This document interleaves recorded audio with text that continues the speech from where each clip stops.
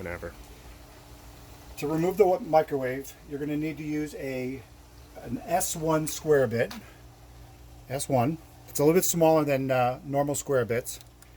You remove the 4 screws holding on the microwave.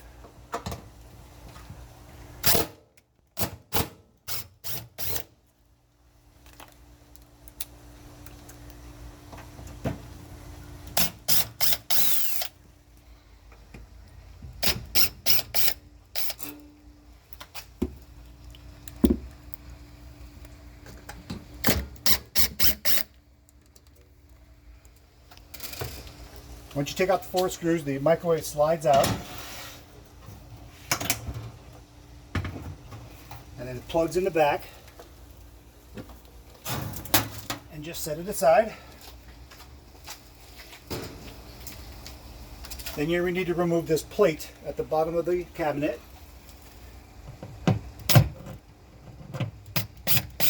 4 screws.